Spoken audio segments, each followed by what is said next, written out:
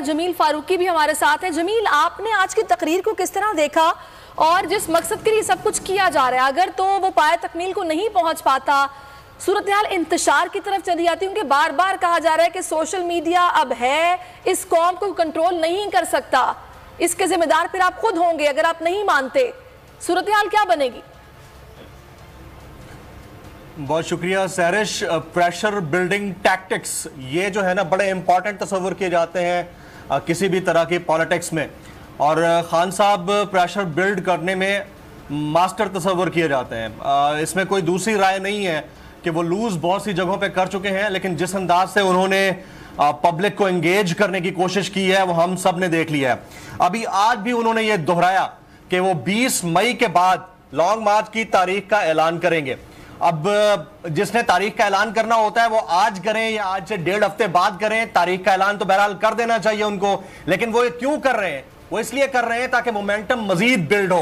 उन्होंने आज फिर न्यूट्रल को ललकारा है, उन्होंने आज फिर कहा है कि न्यूट्रल तो सिर्फ जानवर होता है, और ये जो कॉर्नर मीटिंग्स टाइप के जलसे इन्होंने करना शुरू कर दिए हैं, ये बहरकैफ एक बड़े मोमेंटम की तरफ लेकर जाएगा और आने वाले चंद दिन पाकिस्तान की सियासी गर्मा गर्मी को मजीद बढ़ाएंगे, टेम्परेचर हाई रहेगा।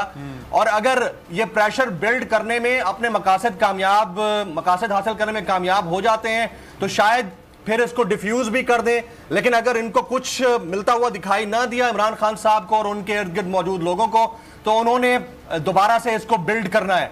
यहां पर मैं एक बात बड़ी इंपॉर्टेंट जो खान साहब ने आज के जलसे में कही है, और वो हमेशा से कहते आ रहे हैं कि ये दुनिया के किसी भी कोने में चले जाएं, उन्होंने शरीफों को ललकारा, जरदारियों को ललकारा, उन्होंने कहा दुनिया के किसी भी कोने में चले जाएं इनको गद्दार और चोर जरूर कहा जाता रहेगा। तो वो अपनी बात से पीछे नहीं हटे हैं, और अपनी बात से पीछे ना हटने वाली बात वो मुसलसल करते चले आ रहे हैं। रोजाना कभी वो पॉडकास्ट के ऊपर आते हैं, कभी वो टीवी इंटरव्यू के ऊपर आते हैं, कभी अदाकार को इंटरव्यू देते हैं, कभी इंटरनेशनल मीडिया के ऊपर जॉर्ज गैल्वे नामी बंदा इंटरव्यू ना लेकर भी उनकी तारीफें करता हुआ दिखाई देता है। तो इमरान खान को पता है कि खबर में कैसे रहना है।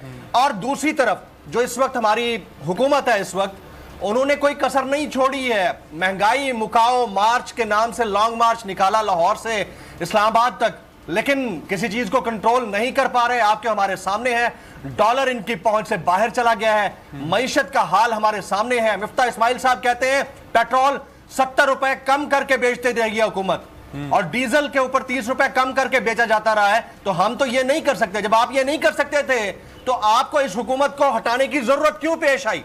जब आप इस हुकूमत को हटाने के लिए कहते ही यही थे कि ये बहुत महंगाई कर रहे हैं, और वाकईतन ये कर रहे थे, लोगों को नजर भी यही आ रहा था, तो कर लेने देते इन्हें 1.5 साल और मुकम्मल, ये खुद ही वैनिश हो जाते, सफाई हस्ती से मिट जाते पॉलिटिक्स की। लेकिन नहीं हुआ, दोबारा से उनके गुब्बारे के अंदर हवा भर दी गई, और वो हवा भरते हुए हम अपनी आंखों से देख रहे हैं। और आइंदा आने वाले चंद हफ्तों के दौरान अगर तभी शेख रशीद कह रहे हैं कि लंदन ने इमरान खान को मजीद पॉपुलर कर दिया है। जमील फारूकी आपका बहुत शुक्रिया, उसामा गाजी आपका भी शुक्रिया, अमीर अब्बास आपका भी शुक्रिया।